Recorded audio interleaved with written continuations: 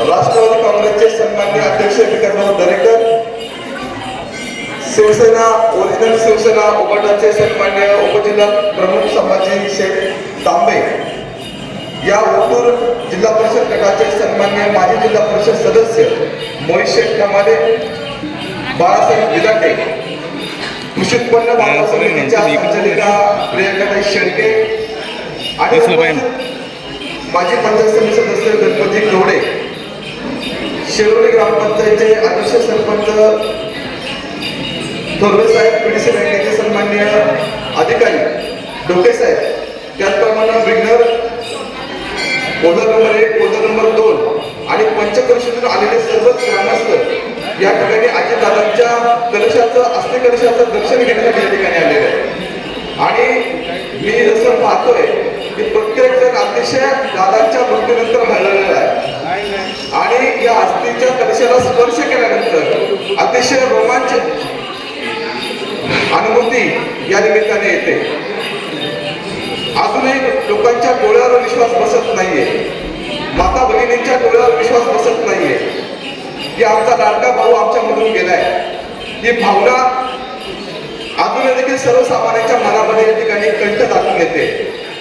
निश्चितपणानं दादांचं आपल्यातून जाणं हे मनाला क्लेशदायक या निमित्ताने आहे, परंतु दादाने जो वसा घेतलाय तो वसा सार्थपणे पुढे नेण्यासाठी, महाराष्ट्र विकसनशील घडवण्यासाठी आपल्याला सर्वांना हा अस्थि कलश या निमित्ताने ऊर्जा देऊन जाणार आहे. म्हणून मी या ठिकाणी पुनश्च विनंती करतो की आपल्या सर्वांच्या दर्शनासाठी हा अस्थि कलश या ठिकाणी दर्शन होऊन आपल्या या कुठली नदीच्या पवित्र पाण्यामध्ये या ठिकाणी अजितदादांच्या अस्थीचं विसर्जन या निमित्ताने होणार आहे.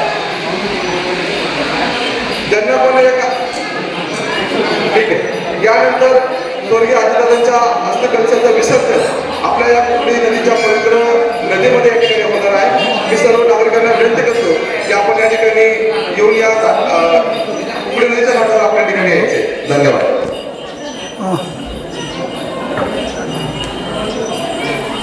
बोला. या ठिकाणी आपल्या भावना खरं तर या तालुक्याचे माजी आमदार आदरणीय अतुल शेठ बेटके साहेबांना विनंती करतो, या अस्थि विसर्जनाच्या निमित्तानं आपण सर्वजण सारी मंडळी खरं तर माई भाऊ शेळके, सरपंच दांगरवाडी यांनी सर्वांचाच या ठिकाणी नामोल्लेख केलेला आहे. पुनरावृत्ती न करता मी आमदार साहेबांना विनंती करतो आपण या ठिकाणी आपल्या भावना या निमित्तानं व्यक्त कराव्या. पवित्र अशा विघ्नार्थाच्या प्रांगणामध्ये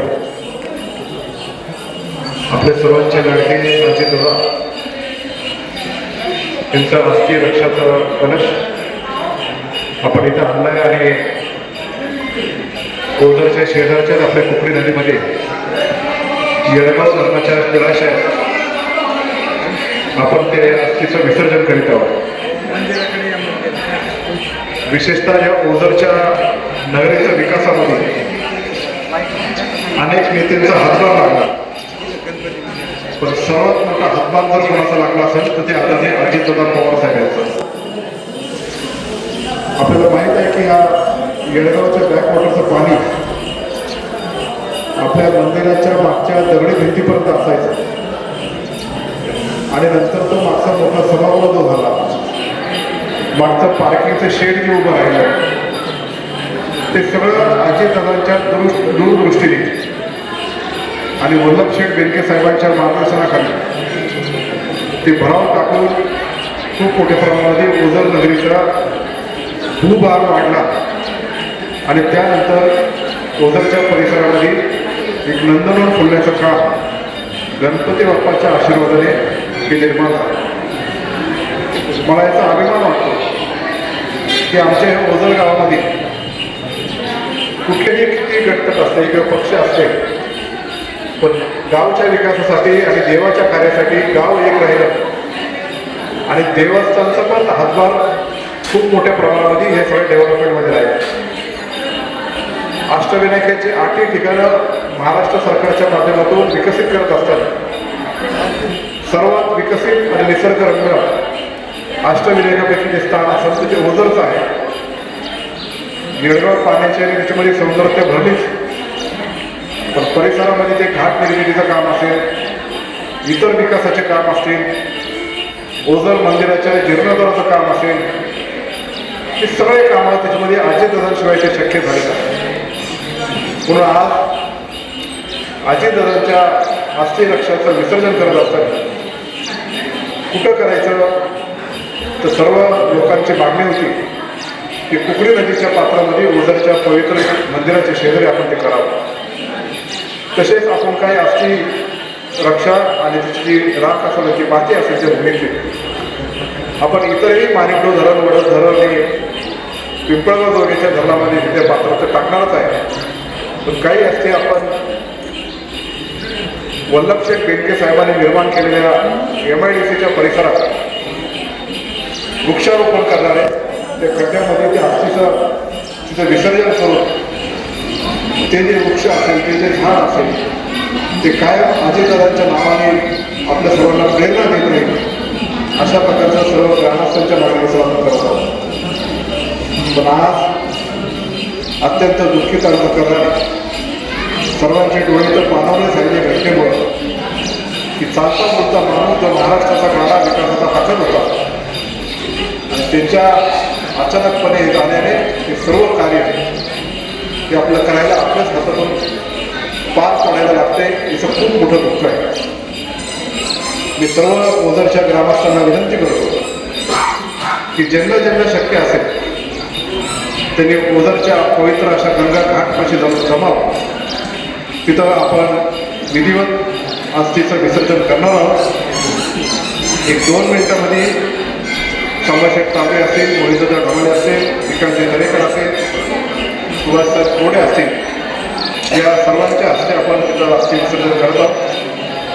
मी जगनशेठ कोडेंना विनंती करतो की त्यांनी समोर यावं आणि अजितदादांचे खूप सारे अनुभव जगनशेठच्या मनामध्ये आणि आपल्या गावकऱ्यांच्या मनामध्ये खूप मोठे आहे. त्यांचा दादांप्रती आलेला अनेक कामांचा अनुभव असेल, शिवजयंतीचे कार्यक्रम असतील, गावच्या विकासासाठी असेल. या मोठ्या हॉलच्या उद्घाटन प्रसंगी जेव्हा दादा इथं आले, गावात आले, तेव्हा दादांच्या जोडीला गावचा प्रमुख आपला ज्येष्ठ नागरिक म्हणून आपल्या सर्वांचे वडीलधारी जगनशेठ तिथं आम्हाला सर्वांना मार्गदर्शन करत आणि सर्व कार्यक्रमाचा भार सुद्धा जगनशेठने खूप मोठ्या प्रमाणात त्यांच्या खांद्यावर उचलला होता. दादांच्या जाण्याने अनेकांचे डोळे तर पाणावलेच, पण जगनशेठचा जो त्यांच्या मनाचा हृदयाचा हळवेपणा होता, दादांच्या जाण्याने मात्र त्यांना 2 दिवस खूप खायचं झाला अशी ती दुःख आहे.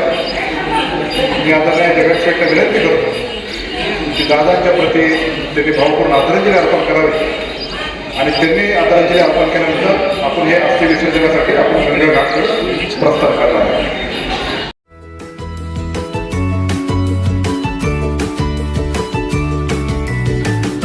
बातम्या शेतीच्या, बातम्या मातीच्या, बातम्या अन्यायाच्या, गुन्हेगारीच्या,